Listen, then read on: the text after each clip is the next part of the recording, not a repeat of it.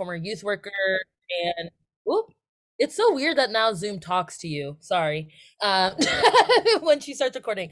But anyway, so yeah, we're so happy to support this effort. Beacon Bloc, we are a collective of Black and brown staffers and former staffers of the Massachusetts State House, and we work to dismantle white supremacy in basically all systems of the State House, whether that's through making it a safe and inclusive culture for people of color, making the jobs more available to folks of color, queer folks, and things like that, because there's really no talent pipelines that we have, and so the staff in the State House definitely trend older, whiter, and wealthier. And we also do this work by bringing the legislative process to people.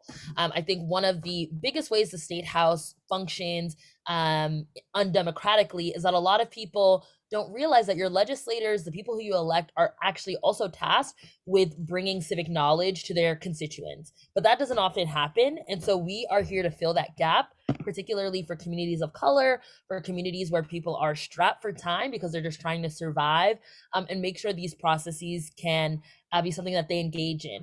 And like I said in the chat earlier, we're also pushing for more inclusive and accessible ways for the State House to function, like maintaining virtual hearings, which, like Christine mentioned, being in a real hearing room is it's a you're a true patriot if you last for an entire hearing. But the virtual hearing process has really just allowed so many more people to be involved, and at Beacon Bloc we believe that when more people are involved, our democracy is just going to thrive. So yeah, we're excited to talk about this, and I'll let Abby start us off while I turn on the light in my room because it's really dark.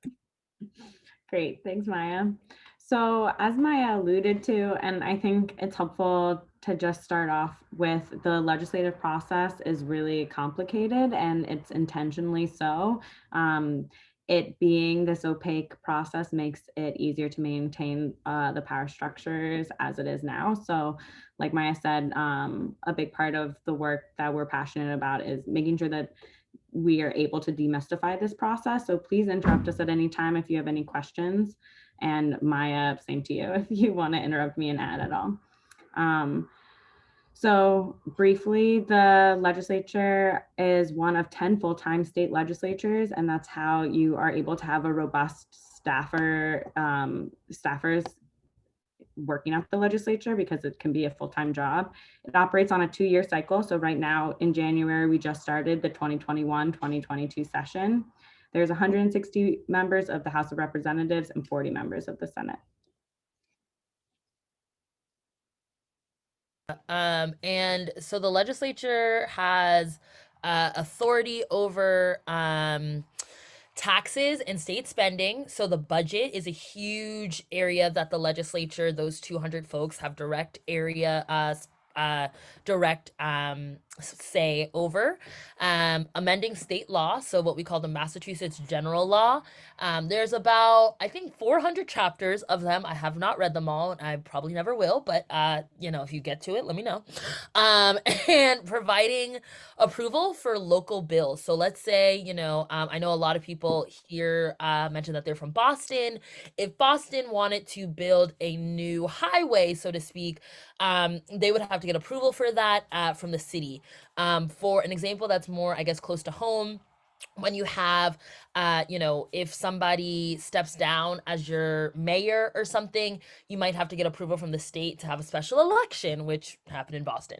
Uh, and also the final sort of piece that the legislature really has the authority over is oversight of the executive branch, which means oversight over the governor and all of the departments and executive office underneath the governor.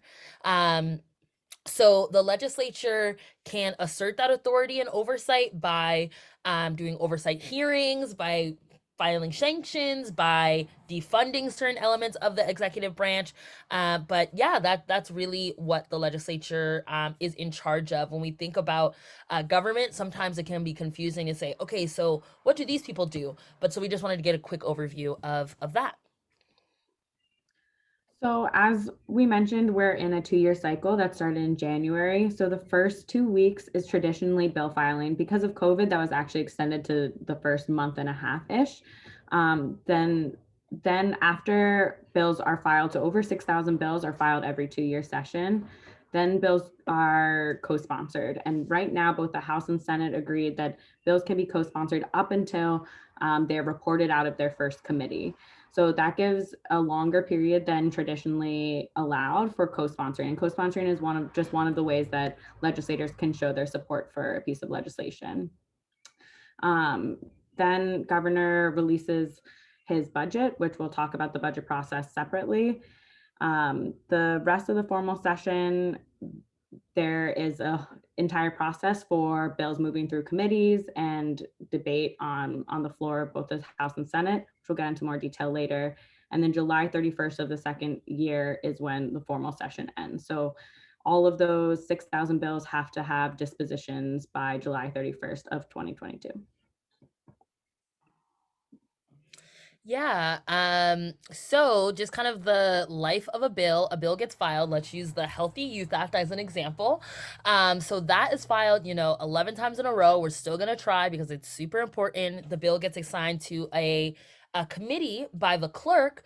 The clerk is a little known position, not an elected official, but somebody who their whole job is basically to do the paperwork and the actual moving of bills through the legislative process.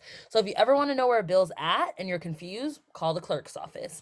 Um, so once a bill is filed by the legislator who is filing it, it is assigned to a committee, and there's committees based on all sorts of subject matter in the legislature.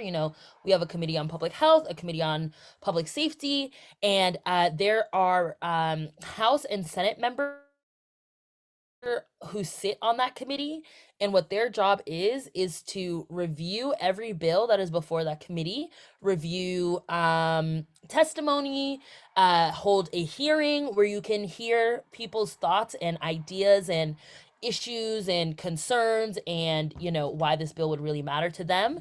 um, and then work to either move this bill through the legislative process, and out of committee by reporting it out. And essentially, if a bill gets reported out of committee, there's three ways that can happen. It can be reported out favorably, or sent to study, or ought not to pass. So the committee members, which are around, I believe it's 20, right, Abby? There's 20 of them in each Mhm. committee, are a group of 20 legislators, and there are two chairs of every committee, and really they have a very big say on whether a bill is reported out of committee. And then all the committee members vote, and then whatever is the final result determines what happens to that bill. If it's reported out favorably, then the bill will be sent to its secondary committee. So in the primary committees, like I mentioned, it's really based on subject area. If it's a bill around healthcare, it'll go to the healthcare financing bill, and so on and so forth. In the secondary committees, you have Ways and Means, you have healthcare financing. Oh, well, no, that was a confusing example, but you have Ways and Means, which deals with money, and then the Rules Committee. So the bill goes to now that secondary committee for further refinement, or as some of you seasoned advocates know, for further stalling, just to be blunt. And then once it gets to the secondary committee, if it's reported out, then it goes to the Senate or House floor to be voted on. That when it is reported to the floor, that is when legislators can file amendments to the bill. So, you don't really get to the amendment process of the bill, legislative process, until there is until the bill has been reported to go on the floor for debate. Yeah, and I think just to see this through like an advocacy lens, right now, we're obviously the bill has been assigned a hearing, and the ask is you can either be asking for a bill to be reported out favorably, sent to study, or ought not to pass. So with the bills you support, the ask will be to report the bill out favorably out of committee, and then each of these steps is another area for you to plug in. And then yes, it happens all over again in both branches. Um, if the branches do not agree, so if there's a different version that's passed in both the House and Senate, which often happens because, as you saw, both bills will go to the floor for debate, which is when all any legislator can propose amendments to the bill to either to change it in any way they would like. So if there needs to be differences worked out, each branch appoints 3 members to a conference committee, so 6 people total, to work out the differences. They report that conference bill back to their respective branches to be voted on, and there cannot be any amendments to a conference committee report. It's just a yes or no vote, so it doesn't go through the entire debate process again. Yeah, and so after a bill has been what we call reconciled between the House and Senate in conference committee, it gets sent to the governor's desk. This is the one of the potential last steps before it becomes actually a law. Um, so the governor has, and this is a very critical advocacy point when the bill gets to the governor's desk, he has 10 days for to sign it for it to become law. So after it leaves conference committee, leaves debate, there's 10 days on the clock for the governor's signature to be on that so it becomes law. The governor can also choose to veto the bill. As you might remember, the governor has vetoed portions of the Roe Act before and things like that. But there's also a pocket veto, which is different than, yes, 10 business days. So not 10 weekdays. Great question, Christine.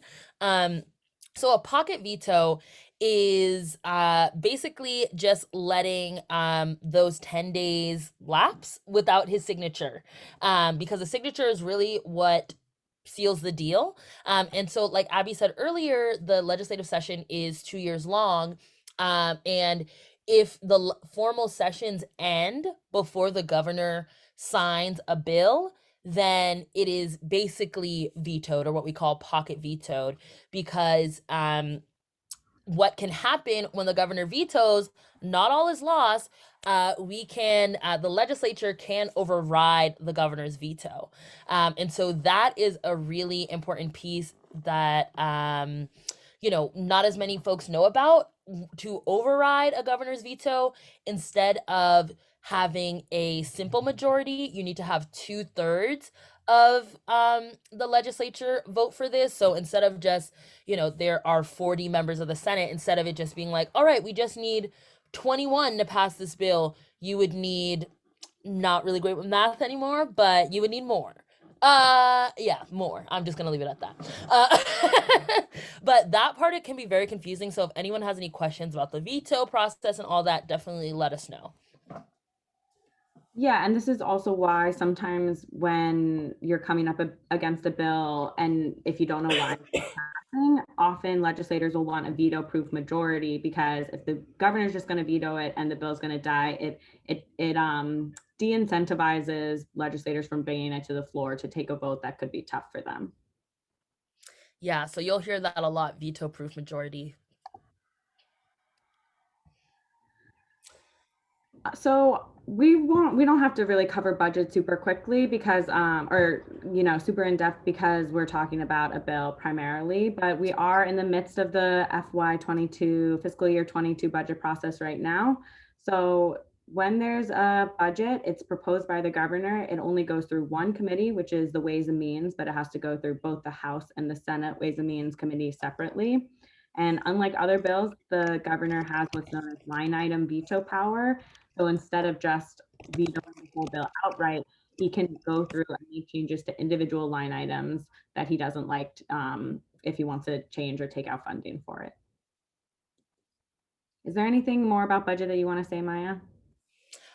One of the things that I would just say about where we're at now is that the House and Senate have passed their versions of the budget, and they're now in a conference committee. So if you're curious kind of what a conference committee process looks like, the budget is something that happens every year. So in that 2-year cycle, there are 2 budget processes.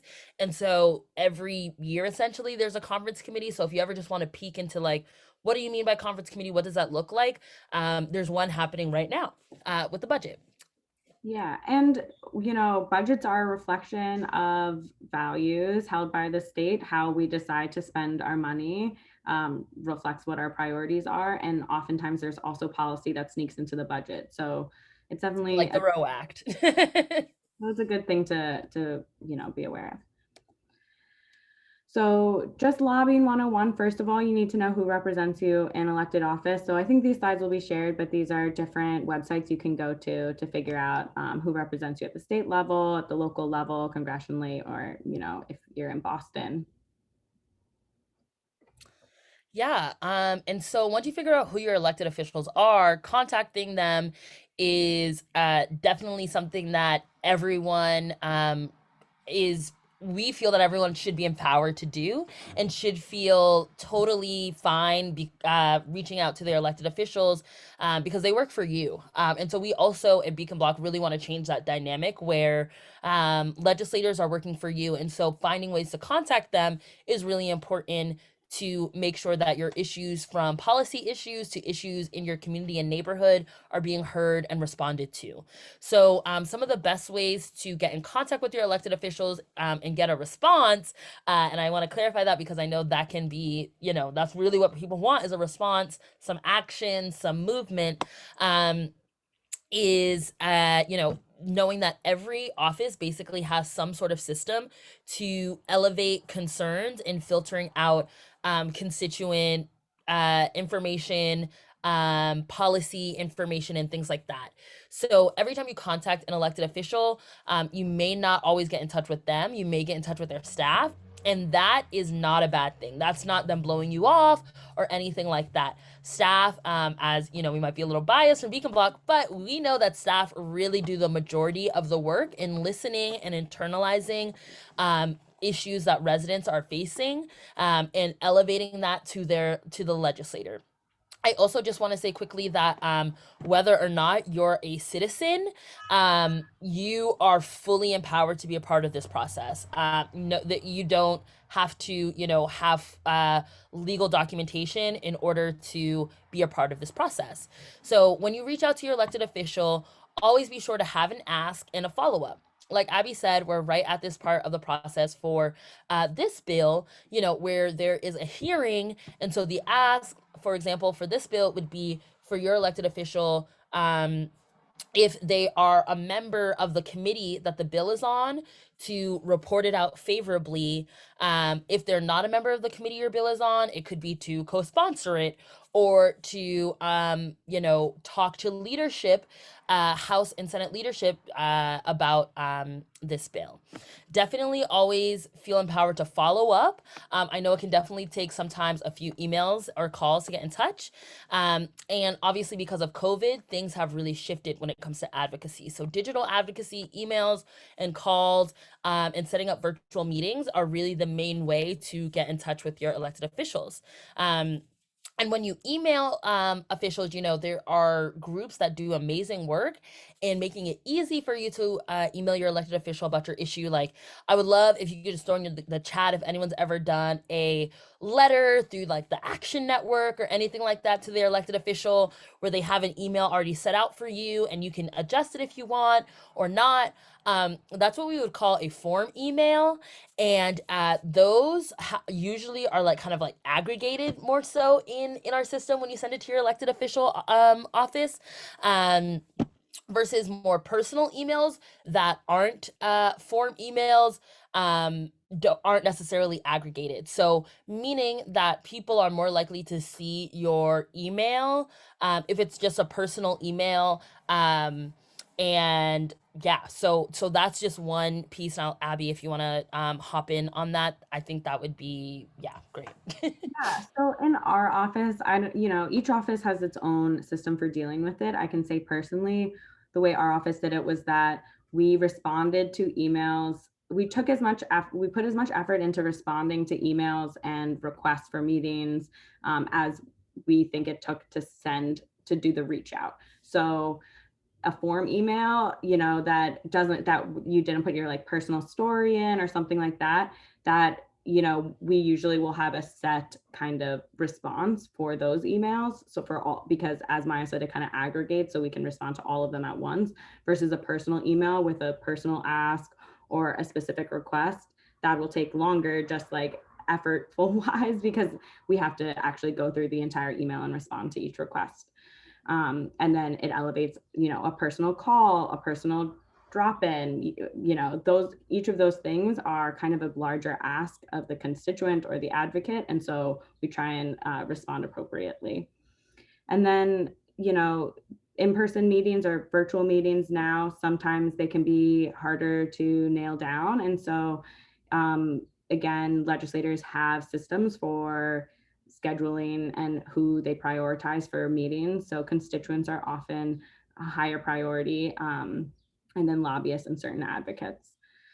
Then also there's a lot of different ways you can get in touch with the legislative office. A lot of offices have office hours for constituents specifically in the district that you can look up or find out about, or, Facebook, Twitter. Twitter, yeah.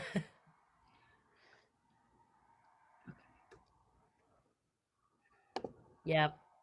I like to tweet at my electeds. It's a good method. um Yeah, it gets their attention. And so let's say you are able to have a meeting, with your legislator about a bill. Making sure you do your research before the meeting, know who the sponsor is, know what the ask is, know who the elected you're talking to, where they land on this issue. Are they already a supporter? Are they already a co-sponsor? Have they come out and said, "Oh my God, I can't deal with this. This is completely against whatever." So just do a little bit of that research. Always share your personal story or experience on this. you know if you are a constituent, definitely good to let them know that, because electeds are very motivated when people who can vote in their district have concerns. So definitely always good to stress that. And for elected officials, it is really, really easy to just get glommed down in all the information you're getting. And so personal stories really allow all of these different weighty issues to become more real and for it to get further prioritized. It's also really important to build relationships, like we've said before. And why we're here today is that staff are so important, and staff are usually a lot more accessible than the elected official. So asking for their contact information and following up with the staffer after the meeting or the call or even the email is really, really important for this process, because if it's your elected official, chances are you won't just want to reach out to them on one issue, but you might want to be following up in the future. So building a relationship is really important. And there was a question in the chat I saw about if you requested a meeting with the legislator and the staff shows up, and every time you try and request a meeting with the legislator, the staff shows up. So, and like what you would do in that situation. I mean, first of all, obviously we do think staff are great and often are really influential in policy decision making. So I don't ever view it as a snub when somebody sends their staffer. But if you really want to get in touch with the legislator and you want to have like a direct conversation with them, you should ask directly to meet with the legislator, like have that as a firm ask, like the next time I would like to meet with the legislator, or show up at their office hours. Maya, do you have a? Yeah, I would also say, just from my experience working in Senator Chang Diaz's office, if it was a situation where people are like, well, we've already met with the staff, like, why aren't we meeting with the senator? Just being very clear what the ask is that the legislator, is it that you need a yes or no from this meeting? And so having the legislator there allows you to get that yes or no in that meeting. That's a very valid reason. And so just being upfront about that, I think, is helpful for staff, because sometimes it's like, we're just being pulled into this meeting last minute as well. So, I definitely can understand the frustration on that. But I think if you go and say, well, leaving this meeting, we need to have a definitive yes or no, is a good way to really push for getting the legislator in that meeting. Yeah. And I don't think we need to go through this slide because I think we talked about all the different types of asks at different times in the legislative process. So I think next we just wanted to open it up for people to workshop how to prepare testimony. So this is just like briefly outlining like every piece of testimony should start with thanking the committee and the chairs, introducing yourself and anything about your background or the organization you're representing, and then again, your personal story, why the bill is important to you or your community, and try and, if it's oral testimony or written testimony, return to kind of your top line messages. And I would say when you're delivering oral testimony, since there's usually a like 2 or 3 minute time limit, I would keep it to like the personal story and the kind of like the emotional things. You can always put data and facts in the written testimony because sometimes it gets, the testifying can get bogged down by that. And then always have a really clear ask. So it sounds like for the bills we're talking about today is reporting the bill favorably from committee. Yeah, and I would say that definitely echo what Abby said about, data not always being necessary in oral testimony. Just so you know, when you have a hearing, you any oral testimony that's given, it's not like, oh, you gave oral testimony, so actually we're not going to read your written testimony. Like it's all sort of taken in. And so if you give oral testimony based off of something that you wrote down, you can always submit that. So like Abby said, if you're not able to get in all those points in those 3 minutes, which is something that we think is way too short over at Beacon Block, having that written testimony is still important because the committee does literally review all of that testimony. As someone who literally that used to be their job, I just want to let people know that someone is really going through and reading all of that stuff, and not for just like gossip, but like really like highlighting it and going through and picking out the details so you can give a thorough report and explanation to the chairs of the committee on what people are thinking about this bill. So we'd love for people to take some time to think about the period equity bill, why it's important to you, and if you have maybe 2 or 3 points, to put in the chat, that would be great, and we can maybe just start modeling what testimony would look like.